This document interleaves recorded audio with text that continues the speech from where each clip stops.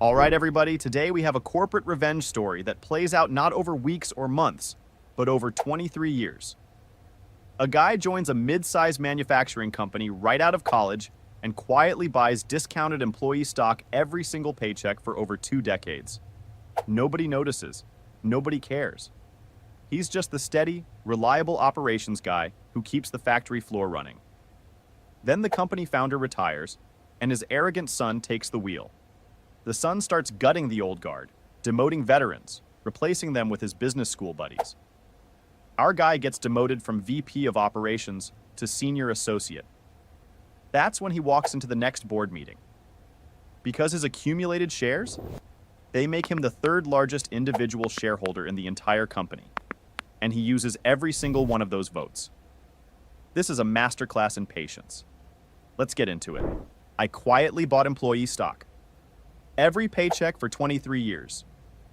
When the founder's son took over and demoted me, I showed up to the board meeting as the third largest shareholder and voted to remove him. I've been sitting on this story for about 4 months now, and I think enough has settled that I can finally tell it without getting emotional. Though honestly, even writing this out, I can feel the adrenaline creeping back in. Some things stay with you. My name's Garrett. I'm 45 years old. And until recently, I was the vice president of operations at a mid-sized manufacturing company in the Midwest. I'm not going to name the company, legal reasons obviously, but I'll tell you that we make industrial components. Valves, fittings, coupling assemblies, that kind of thing. Not glamorous. Not the kind of company that ends up in business magazines, but the kind of company that keeps other companies running. If your water treatment plant works, if your HVAC system doesn't leak, if the hydraulic press at your local factory operates without blowing a seal, there's a decent chance our parts are in there somewhere. I joined this company when I was 22. Fresh out of college with a degree in industrial engineering from a state school most people have never heard of, and a mountain of student loan debt. I got hired as a production floor coordinator, which is a fancy title for the guy who makes sure the machines are running and nobody loses a finger. Starting salary was $38,000. In 2003. Not terrible for the area, but it wasn't buying me a boat. The company was founded by a man I'll call Ray Whitmore. Ray was old school. And I mean genuinely old school. He'd started the company in 1974 in a rented warehouse with 3 employees and a single CNC lathe that broke down every other Tuesday. By the time I joined, the company had grown to about 400 employees, 2 manufacturing facilities, and annual revenue in the neighborhood of $80 million. Ray was still running the show, still walking the factory floor every morning at 6 a.m., with a coffee in one hand and a clipboard in the other. He knew every machine operator by name. He knew their kids' names. He'd been to their weddings and their funerals and everything in between. Ray saw something in me early on. I don't say that to brag. I think what he saw was that I actually liked the work. I liked being on the floor. I liked understanding how a raw steel rod becomes a precision valve body through 12 separate machining operations. I liked solving problems.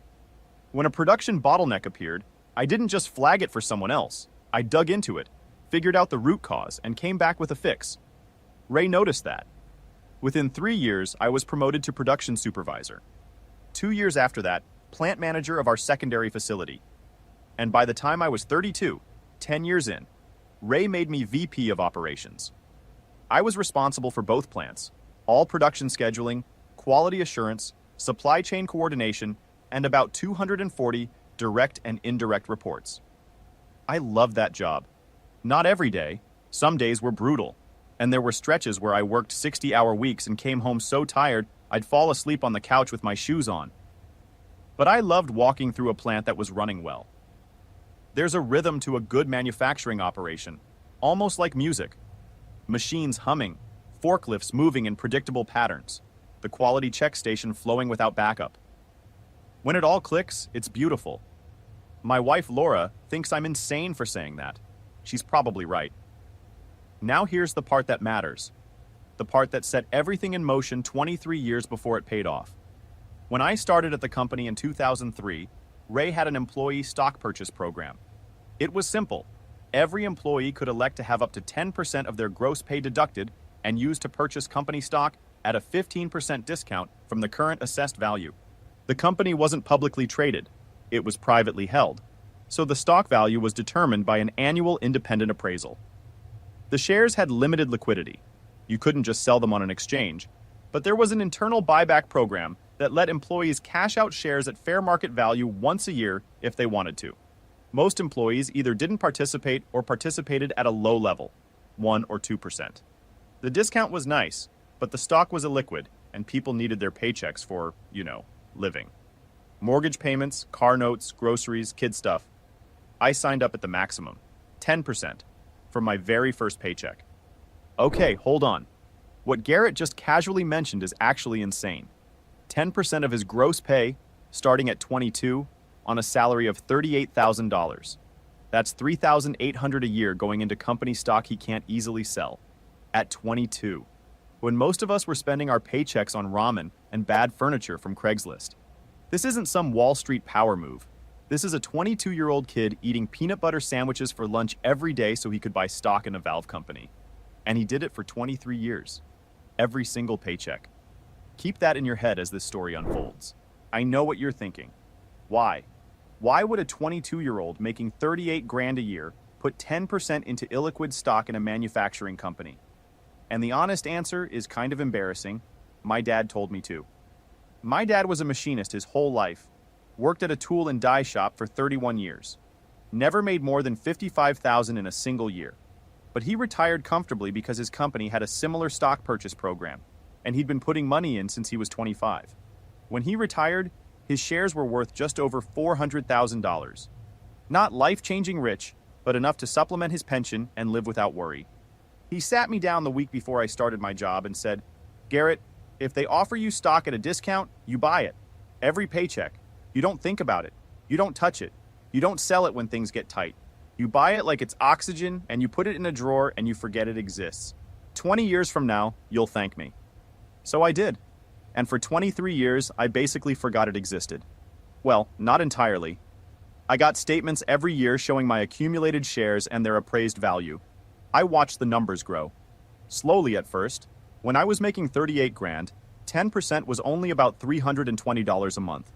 But as I got promoted and my salary grew, I was making $162,000 by the time I became VP. That 10% became a much larger number. And the stock itself appreciated. The company grew. Revenue went from 80 million when I started to about 220 million by last year. The share price, as determined by the annual appraisal, had roughly quadrupled over my tenure. I never sold a single share. Not one. Not when Laura and I bought our house. Not when we had our son. Not when we had our daughter. Not when the transmission on my truck blew and the repair was $2,200. Not when the recession hit in 2008 and Laura lost her job for 6 months. Every time I thought about cashing out some shares, I heard my dad's voice in my head. "You don't touch it. You buy it like oxygen." So I bought, and bought, and bought, for 23 years. Now let me tell you about Junior. Ray Whitmore had one son. I'll call him Nolan, but everyone at the company called him Junior behind his back, and honestly, some people said it to his face. Junior was about 5 years younger than me. He'd grown up watching his dad build this company, but he hadn't really participated in it. He went to a private university, got an MBA, and spent a few years at a consulting firm where he mostly made PowerPoint presentations and told other companies how to run more efficiently without ever having run anything himself. Junior had been around the company off and on for years. He'd show up at the annual holiday party in a suit that cost more than most of our floor workers made in a week. He'd shake hands and make small talk that always circled back to his MBA or his consulting experience. He once told me at a company barbecue that our production scheduling system was antiquated and that we should implement a real-time demand-responsive allocation model. I asked him what that meant in practical terms. He stared at me for about 3 seconds and said, "It's about optimizing throughput." That's not an answer. That's a sentence from a textbook. But I smiled and nodded because he was the founder's son.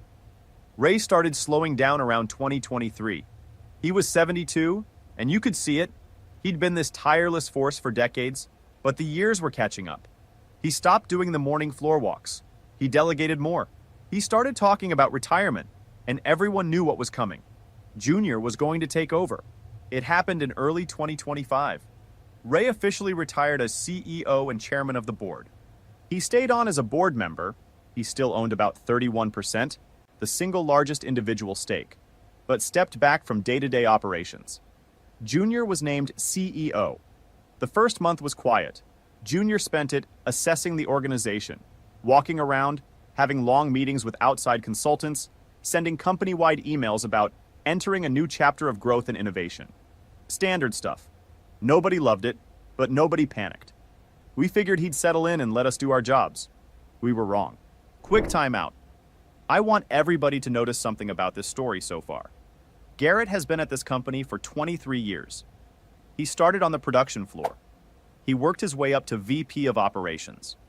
He knows every machine, every process, every bottleneck, every vendor relationship, every single thing that makes this company function. Junior has an MBA and some consulting slides. And Junior just became CEO. That right there, that gap between institutional knowledge and inherited authority, is a ticking bomb. Garrett doesn't know it yet, but the fuse is already lit. Back to him. Month 2 is when Junior started making moves. Real moves. He brought in 3 guys from his MBA program. I'll call them the trio, because that's what the floor workers called them. One was named Blake, one was Preston, and one was Keith. Blake was installed as Chief Strategy Officer, which is a title that sounds important but means nothing if you don't have a strategy. Preston became Director of Operational Excellence, a title that made me physically cringe since I'd been doing operational excellence without the title for 20 years. And Keith was made Head of Workforce Optimization, which is corporate speak for the guy who decides who gets fired. The trio were Junior's guys. They'd gone to school with him, they'd worked at the same consulting firm, and they spoke the same language. A language made entirely of buzzwords and frameworks and acronyms that nobody on the factory floor had ever heard of or needed to hear. They were in their mid-30s, wore slim-fit suits to a manufacturing company, and walked through the plant like tourists visiting a zoo.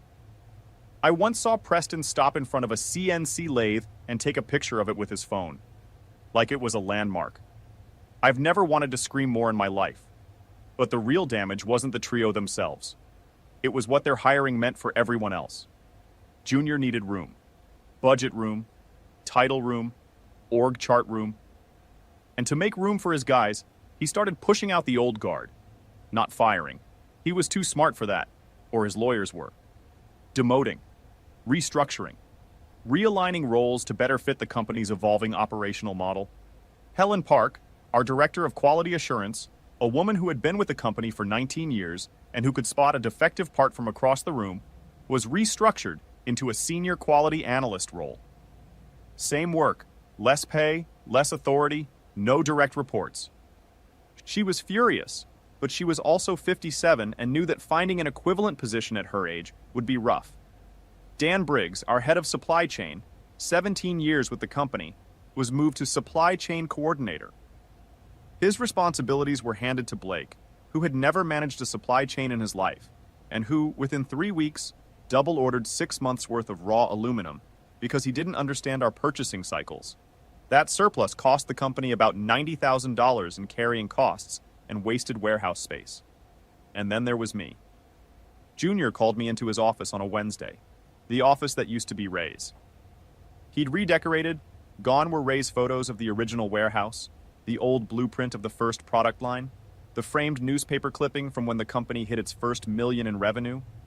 In their place, abstract art, a glass desk, and one of those ridiculous standing desk converters that he never actually used in the standing position. It looked like a Silicon Valley office had sneezed on a manufacturing company. He said, "Garrett, I've been reviewing the organizational structure, and I think we need to make some changes to position the company for the future." I said, "Okay." He said, "I'm restructuring the operations division. Preston is going to be overseeing operations going forward as Director of Operational Excellence. I think your experience and institutional knowledge would be best applied in a more focused, hands-on capacity." I waited. He said, "I'm moving you to a senior associate role. You'll still be involved in operations, but you'll be reporting to Preston." Senior associate. I'd been VP of operations for 13 years. I'd helped grow the company from 80 million to 220 million in revenue. I'd managed 2 plants, 240 people, and the entire production apparatus of the company. And Junior was demoting me to senior associate, a title we normally give to people 3 years out of college, and asking me to report to a guy who'd taken a photo of a CNC lathe like it was the Eiffel Tower. I sat there for a moment. I could feel the anger, hot, immediate, the kind that makes your jaw tight and your hands heavy. But I didn't say anything stupid. I'd been in manufacturing long enough to know that the moment you lose your composure is the moment you lose your position. And I'd been watching Junior long enough to know this was coming. He was clearing the board. So I said, "I understand. When does this take effect?" He looked surprised. I think he expected me to argue, maybe even quit. A lot of guys in my position would have. Helen had cried. Dan had shouted. But I just sat there, calm, quiet. He said, "Effective next Monday." I said, "Okay. I have one question." He said, "Sure." I said, "When's the next board meeting?" He frowned. Like the question didn't compute. He said, "The quarterly board meeting is in 3 weeks. Why?" I said, "Just curious.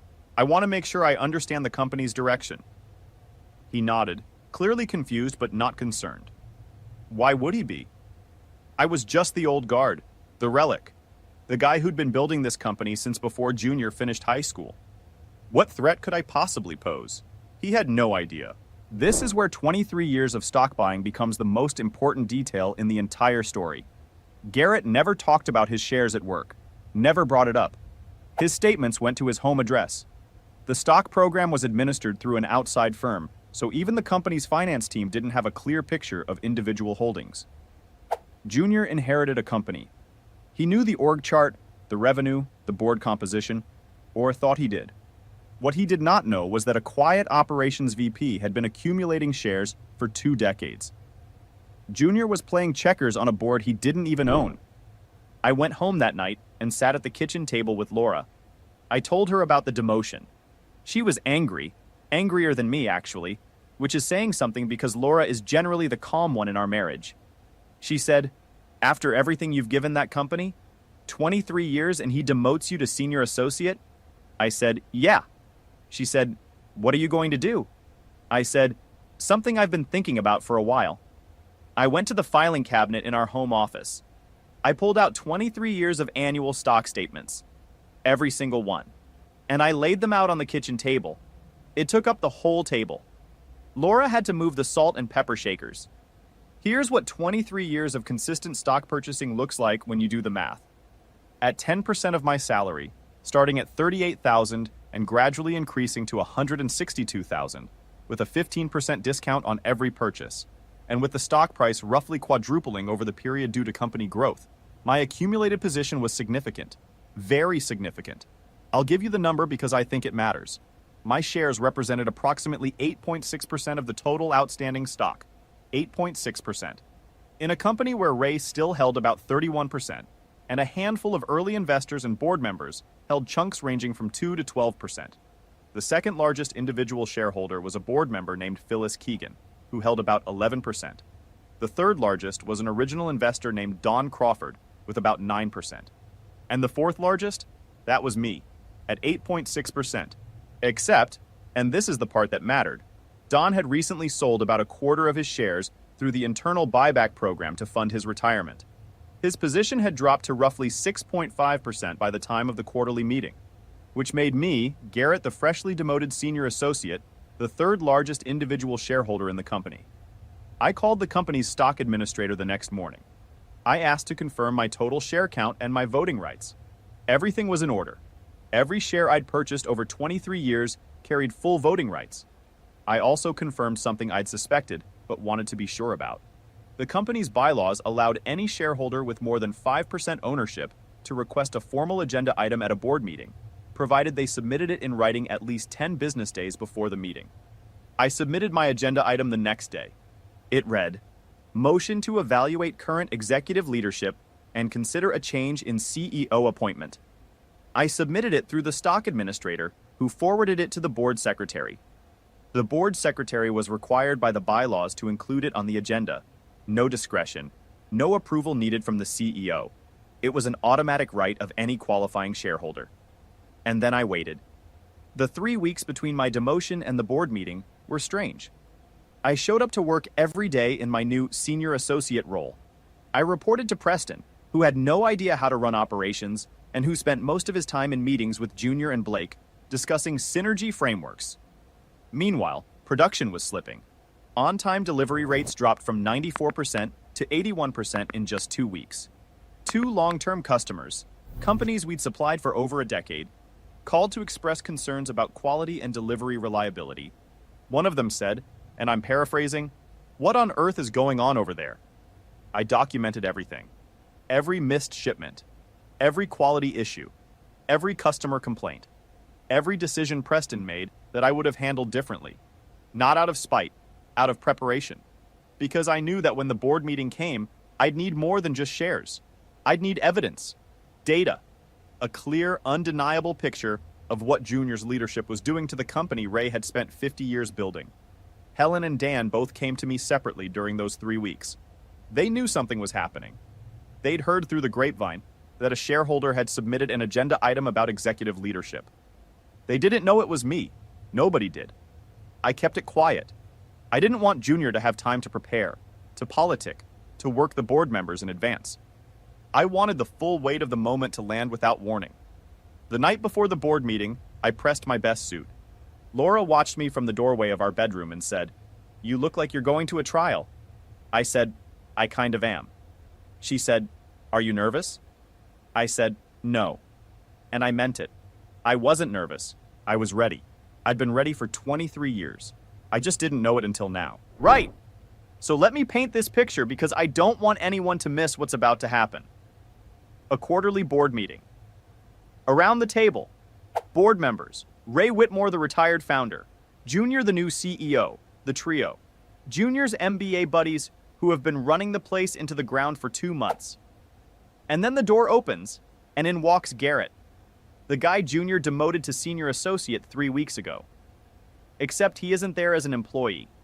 He's there as the 3rd largest individual shareholder.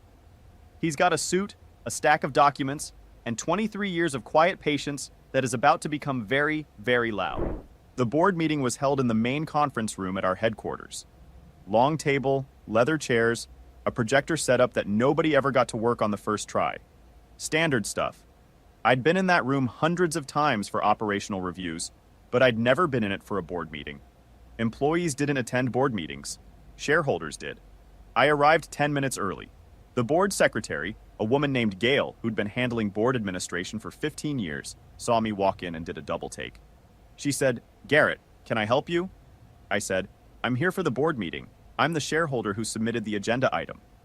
She looked at her paperwork. Then she looked at me. Then she looked at her paperwork again. She said, You have 8.6%? I said, "Yes, ma'am." She said very quietly, "Well, that's something."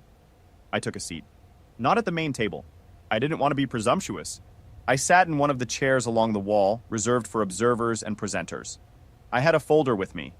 Inside, my stock statements, the company's operational performance data from the past 2 months, the customer complaints, the financial impact of Blake's aluminum overordering disaster, and the bylaw provision authorizing my agenda item and my voting rights. The board members filtered in. Phyllis Keegan was there. Don Crawford was on speakerphone. 2 independent board members. Ray walked in slowly. He leaned on a cane now, but his eyes were sharp. He saw me and raised an eyebrow.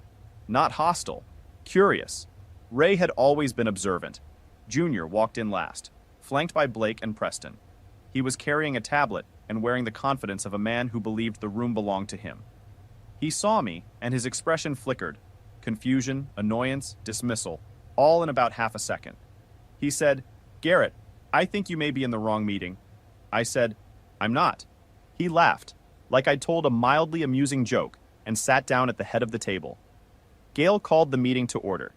They ran through the standard agenda items, financial review, quarterly earnings, operational updates, which Junior had Preston present, and which were, to be blunt, a disaster disguised in optimistic language. Then Gail said, "We have one additional agenda item, submitted by a qualifying shareholder. The item is a motion to evaluate current executive leadership and consider a change in CEO appointment. The submitting shareholder is Garrett Coe." Every head in the room turned to me. Junior's face went from confusion to something I can only describe as the expression of a man who just realized the ground beneath him isn't as solid as he thought. I stood up, I walked to the table, and I spoke. I didn't shout. I didn't get emotional. I presented data. 2 months of operational performance under Junior's leadership. On-time delivery down 13 percentage points. 2 major customer relationships at risk. A $90,000 surplus aluminum mistake. 3 senior leaders with a combined 59 years of experience demoted and replaced by consultants with 0 manufacturing background. Employee morale scores, which I'd gathered informally but accurately, at their lowest point in the company's recent history. I laid it out piece by piece, calmly, factually, like I was presenting a production efficiency report, which in a way I was. I'd been reading production reports for 23 years. I knew how to present data that told a story, and this data told a very clear story. Junior was dismantling the operational foundation of a company his father spent 50 years building. When I finished, Junior tried to respond. He said something about growing pains, and necessary restructuring, and long-term strategic vision. But the numbers were on the table, and numbers don't care about your MBA. Then I said the words that mattered. As the holder of 8.6% of outstanding company shares, I move for a formal vote of no confidence in the current CEO and a motion to remove him from the position. Junior went pale, actually pale, like the blood left his face in real time. He looked at his father. Ray was looking at me, not angry, not surprised, almost, and I know this sounds strange, almost proud, like he was watching someone do exactly what he would have done in the same situation. Ray had spent 50 years building a company by being tough and smart and strategic. I think in that moment he recognized the same qualities in someone else. The vote happened. Phyllis voted yes. Don, on speakerphone, voted yes. One of the independent board members voted yes. Ray, and this was the moment that mattered most. Ray voted yes. His own son. He voted to remove his own son as CEO. I could see the pain in his face, but I could also see the clarity. He loved his son, but he loved his company too. And his company was being destroyed. Junior voted no. Blake and Preston weren't board members, so they didn't vote. The other independent board member abstained. The motion passed. 4-1, with 1 abstention. Junior was removed as CEO effective immediately. He sat there for about 30 seconds after the vote, not saying anything. Then he stood up, took his tablet, and walked out. Blake and Preston followed him like ducklings, who just lost their mother duck. An interim CEO was appointed that afternoon, Phyllis Keegan, who had extensive manufacturing industry experience and who, frankly, should have been considered for the role before Junior. Within a week, Phyllis reversed the demotions. Helen was restored to Director of Quality Assurance. Dan was restored to Head of Supply Chain. And I was restored to VP of Operations. The trio, Blake, Preston, and Keith, were let go within 2 weeks. Keith, the workforce optimization guy, didn't even have time to optimize his own severance package. Aftermath. It's been about 4 months now. The company is recovering. On-time delivery is back up to 92% and climbing. The 2 customer relationships that were at risk have been stabilized. It took some personal visits and a lot of honest conversation, but we kept them. The surplus aluminum is being worked through slowly. Morale is better, not perfect. The whole episode left scars, but better. Ray is still on the board. He and I had a conversation a few days after the meeting. Just the 2 of us, in his old office, which Phyllis hadn't redecorated. Smart woman. He said, "Garrett, how long have you been buying stock?" I said, "Since my first paycheck." He laughed. Not a big laugh. He's not that kind of guy, but a real one. He said, "Your father was a machinist, wasn't he?" I said, "Yes, sir." He said, "He taught you well." That was it. That was the whole conversation. It was enough. Junior hasn't been back to the company. I heard through the grapevine that he's consulting again, which feels right. Some people are better at telling others how to run things than actually running things themselves. I still buy stock every paycheck. 10%. Same as always. Laura asked me if I was ever going to stop. I said, "My dad told me to buy it like oxygen. You don't stop breathing." My son is 19 now. He's in college. Last month he asked me for advice about his first job, a part-time thing at a local hardware store. I told him the same thing my dad told me. If they offer you stock at a discount, buy it. Every paycheck. Don't think about it. Don't touch it. 20 years from now, you'll thank me. He said, Dad, it's a hardware store. They don't offer stock. I said, okay, then save 10% of every check. Same principle. He rolled his eyes. He'll learn. One more thing. About a week after the board meeting, Helen, the quality director who'd been demoted and then restored, stopped by my office. She closed the door and said, Garrett, how much stock do you actually own? I told her. She stared at me for a solid 5 seconds. Then she said, You've been sitting on that for 23 years and you never told anyone? I said, Nobody ever asked. She shook her head and said, You are the most patient person I've ever met in my life, and also slightly terrifying. I said, Thank you. She said, It wasn't entirely a compliment. I said, I know, I'll take it anyway. Dan came by later that same day. He'd heard from Helen. Of course he had. Those two are the company gossip pipeline, always have been. He said, Is it true you're the third largest shareholder? I said, It is. He said, And you've just been sitting here, at your desk, for 23 years, buying stock? I said, I was also doing my job, Dan. He laughed so hard he had to sit down. My dad passed away in 2019. He never got to see this chapter. But I think he'd have appreciated it. Not the drama, he wasn't a drama guy, but the principle. That consistency beats flash. That showing up and doing the quiet, boring, steady thing for 20 years can position you in ways that no amount of short-term cleverness can match. Junior had the name, the title, the MBA, and the corner office. I had a payroll deduction and patience. And in the end, patience won. Laura framed one of my stock statements, the most recent one, the one that shows the full 23-year accumulation. It's hanging in our home office next to my dad's retirement photo. 2 blue-collar families, 2 generations, same lesson. Buy the stock, do the work, and wait. Sometimes the wait is what matters most. Final update. There was one moment I haven't mentioned because I've been saving it. During the board meeting, after the vote, when Junior was walking out and the room was dead silent, Ray looked at me from across the table. He didn't say anything. He just nodded. One slow nod. And then he looked away. I've thought about that nod every day since. I think it meant thank you. I think it meant I'm sorry it came to this. And I think, somewhere in there, it meant something else. A recognition that the company he'd built from nothing in a rented warehouse was going to survive.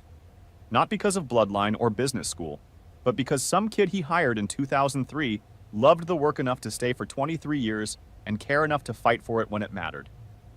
I'll probably stay at this company until I retire. I'll keep buying stock every paycheck. And when the time comes, I'll cash it all out, just like my dad did, and Laura and I will live without worry. That's the plan. Not flashy, not complicated, but it works. If you've read this far, here's my question. Have you ever had a long game moment? Something you did consistently for years that finally paid off in a big way? Or are you still in the middle of your long game? I'd love to hear about it. I think more people are playing the long game than they realize. They just haven't gotten to the part where it matters yet. 23 years. 276 paychecks. 10% every single time. No exceptions, no withdrawals, no shortcuts. And when the moment came, when the guy with the corner office and the MBA tried to push him out, Garrett didn't argue, didn't shout, didn't quit. He showed up to a board meeting with a folder and a voting stake that nobody saw coming. The founder voted to remove his own son. The old guard was restored. And the quiet guy who'd been buying stock like it was oxygen turned out to be the most powerful person in the room who wasn't named Whitmore. This might be the single greatest example of play stupid games, win stupid prizes I've ever covered. Except Garrett wasn't playing a stupid game. He was playing the longest game. And he won. Drop a comment and tell me about your long game. What are you building quietly right now that nobody sees coming? Subscribe and I'll see you in the next one.